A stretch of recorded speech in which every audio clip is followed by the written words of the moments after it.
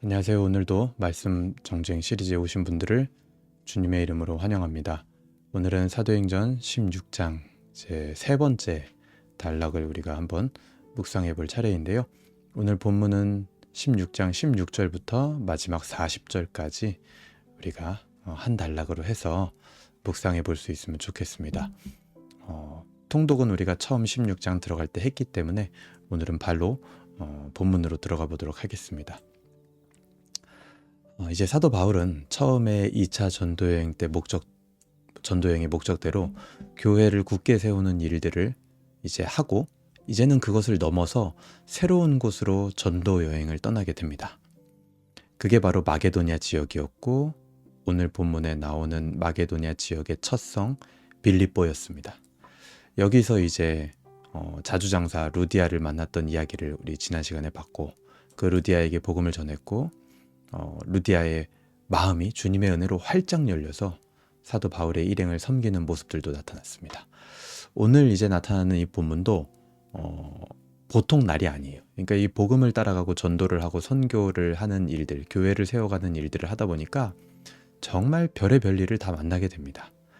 그 중에서도 이제 첫 번째가 16절부터 18절에 이제 나오게 되죠. 16절 보면 우리가 기도하는 곳에 가다가 점치는 귀신 들린 여종 하나를 만나니 점으로 그 주인들에게 큰 이익을 주는 자라. 그러니까 사도 바울 일행은요, 항상 기도하는 곳에 가다가, 그리고 기도하는 곳에서 역사가 벌어지는 것을 보게 됩니다. 그러니까 우리가 기도하는 습관을 가진다라는 거 굉장히 중요하다라는 걸 볼 수 있어요.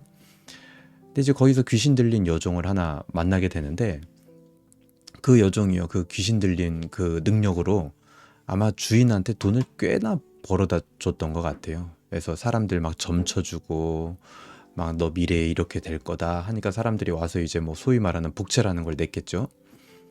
그런데 이제 그 귀신 들린 여종이 17절에 보면은 바울을 보자마자 뭐라 그랬냐면, 바울을 계속 따라다니면서 막 소리를 지르면서 이 사람들은 지극히 높은 하나님의 종으로 구원의 길을 너희에게 전하는 자다, 이 얘기를 막 계속하는 거예요. 사도 바울 일행한테 막 그러면서 막 따라다니는 겁니다. 소리를 지르면서. 근데 그 말이 맞는 말이죠. 맞는 말인데 그 얘기를 막 소리 지르면서 따라다니니까 여러분 어떨 것 같으세요? 18절에 오면 이같이 여러 날을 했어요. 심지어 막 따라다니면서 하나님의 종으로 구원의 길을 너희에게 전하는 자라, 이거를요 계속 며칠 동안 따라다니면서 막 하는 거예요. 그러니까 어떻게 했어요? 바울이 심히 괴로워하여, 바울이 너무 힘들고 괴로워가지고 그 여종 안에 있는 귀신을요 내쫓아 버립니다. 예수 그리스도의 이름을 명하노니 그에게서 나오라 하니까 귀신 즉시 나와요. 그래서 그 일 때문에 이제 그 여종은 당연히 점치는 능력을 잃어버렸을 것이고, 그것으로 인해서 이제 주인은 그 금전적인 이득이 이제 자기에게 끊겨졌잖아요. 그래서 화가 나가지고 이제 사도 바울을 고발하는 장면이 이제 오늘 첫 번째 단락의 장면, 첫 번째 등장하는 장면입니다. 근데 저는 여기서 이 주인의 모습을 잠깐 보고 싶은 거예요. 그러니까 자기 여종이 귀신이 들렸든 말든 자기들에게 돈만 벌어다 주면은 소위 말하면 장땡인 겁니다. 귀신이 나가게 된 건 진짜 감사한 일이죠. 그런데 돈, 이득을 자기에게 가져다 주지 못하게 되는 거, 그게 더 자기들에겐 큰 일인 거예요. 이 여종이 이제 들렸던 귀신이 나감으로 인하여 자유를 얻게 된 거, 그거는 이 주인들에게 중요한 일이 아니었던 겁니다.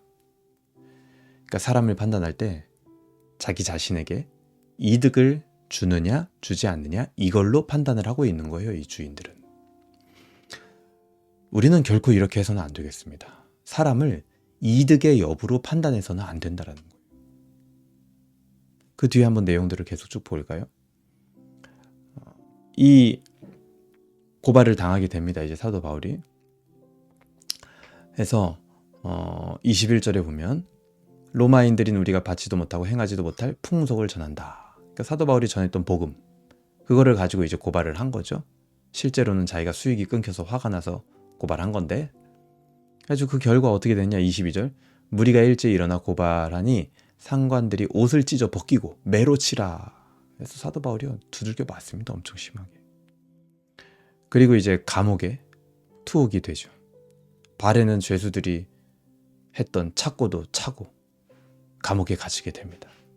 그러니까 바울과 실라의 꼴이 말이 아니에요. 24절 보세요. 그가 이러한 명을 받아 그들은 깊은 옥에 가두고 그 발을 착고에 든든히 채웠더니. 바울과 실라의 꼴이 말이 아닙니다. 이쯤 되면 여러분, 우리 같으면 어떤 생각하겠어요? 우리가 바울이라면 2차 전도여행 시작할 때 바나바랑 괜히 싸웠나? 하는 생각이 들 수도 있었을 것 같아요. 만약에 우리라면 내가 그때 싸운 게 이게 하나님의 뜻이 아니었나? 하지만 바울은요, 그 중심을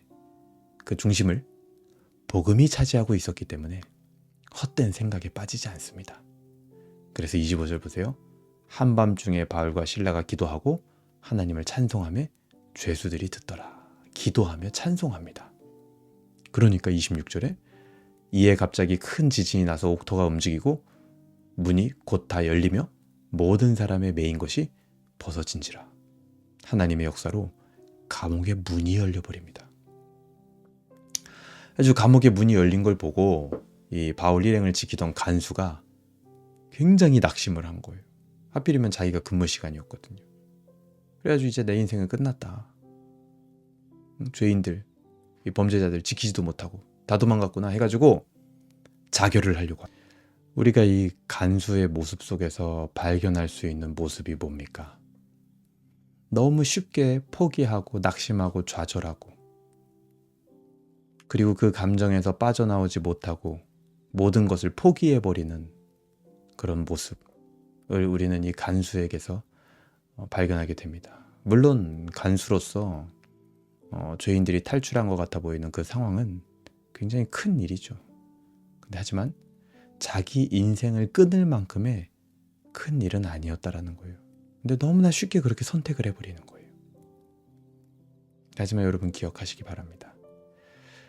간수가 만났던, 어떻게 보면 간수로서 지금 겪고 있는 상황, 모든 것이 어그러진 것 같고 모든 것이 다 잘못된 것 같고 내가 맡겨진 임무를 잘 하지 못해서 실패한 것 같은 그 역경이 이 간수가 하나님을 만나기 위한 일이 된다라는 사실을 기억하시길 바랍니다. 간수는 이 일 때문에 바울을 만나게 됐고 하나님을 믿게 된다라는 거죠. 우리에게도 마찬가지입니다.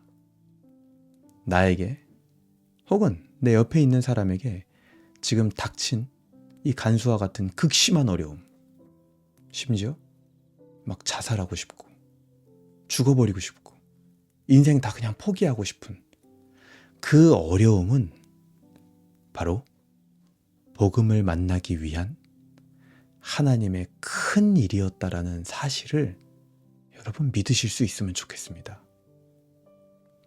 지금 간수에게 그 일이 벌어지고 있는 거예요. 이 좌절과 낭망할 만한 실패 덕분에 간수는요, 복음을 듣고 구원을 받게 됩니다. 우리 주변에도요, 어떤 일을 실패한 것으로 인해서 낭망하고 좌절하고 있는 사람이 있을 수 있습니다. 우리는 그에게 이 하나님의 섭리를 설명해주고 복음을 전해야 됩니다. 지금 이 실패가 복음을 듣기 위한 하나님의 인도하심일런지 아무도 알지 못하는 거예요. 그것을 위하여 바울은 자기를 가두고 감시했던 사람일지라도 그 영혼이 낭망하고 있는 것을 보고 지체 없이 복음을 전했습니다. 그 바울의 중심을 꼭 기억하실 수 있으면 좋겠어요. 우리는 보통 막 나한테 어려움을 주고 함부로 했던 사람이 막 안 됐어요, 이렇게. 그럼 어떡해요? 굉장히 고소해하죠. 근데 하지만 바울은 그 상황에서도 복수가 아닌 복음을 전했습니다. 이 바울의 중심도 우리가 오늘 본문에서 배워야 될 모습이 아닌가 생각을 합니다.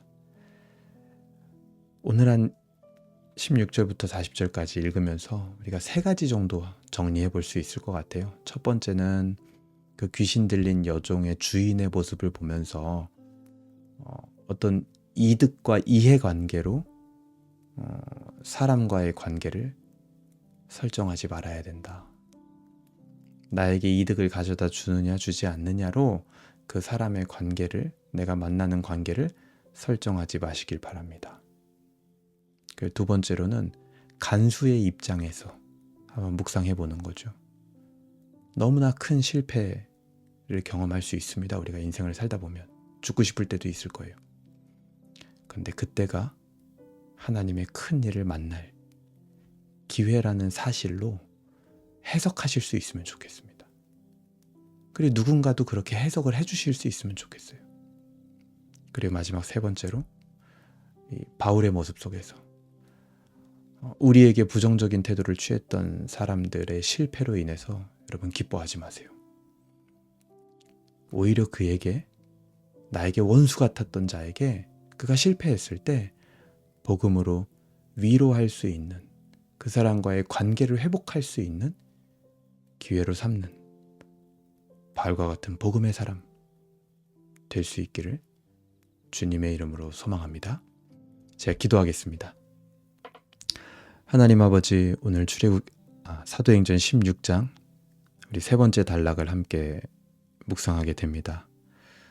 우리가 인간관계를 할 때 때로는 그 사람이 나에게 어떤 이득을 가져다 줄 수 있는지, 나에게 유익이 되는 사람들만 만나고 사귀려고 했던 그런 모습들은 없었는지 돌아봅니다. 그렇게 사람을 만나고 인간관계하는 것을 결정하지 않게 하여 주시옵소서. 또 우리 인생을 살다 보면 간수와 같이 굉장히 어려운 일, 때로는 죽고 싶고 다 그만두고 싶은 그런 일들을 만날 때도 있을 것입니다. 하지만 그때가 하나님의 큰 일을 만나기 위하여 준비된 때라고 믿음으로 해석될 수 있도록 우리에게 은혜를 더하여 주시고, 우리 주변에 그렇게 낭망하고 있는 자들에게 바로 이 간수의 이야기를 들려주며 하나님의 은혜를 전하는 우리가 되게 하여 주시옵소서. 또한 바울의 모습을 보면서 자기를 가두고 감시했던 그 간수가 잘 안 되었을 때 복수를 택하는 것이 아니라 오히려 복음을 전하며 그를 위로하고 그에게 하나님의 은혜를 전했던 그 바울의 모습처럼 우리도 때로는 교회 안에서, 때로는 사회에서 나를 미워했던 사람, 나를 괴롭혔던 사람, 그가 잘 안 되었을 때 웃고 고소해야 하고 하는 그런 태도를, 그런 세상적 태도를 갖지 않게 하여 주시고, 오히려 그때를 기회 삼아서 그에게 하나님의 은혜를 전하며 그와의 관계를 회복할 수 있는 통로로 삼을 수 있도록, 그런 복음의 사람 될 수 있도록 은혜를 베풀어 주시옵소서. 감사드리며 예수님의 이름으로 기도합니다. 아멘.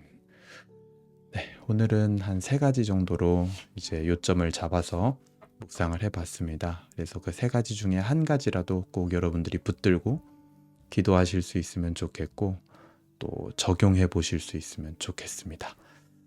오늘은 금요일인데요. 오늘도 한 주의 마무리를 잘 하시길 바라고, 요즘 정말 날씨가 너무너무 덥습니다.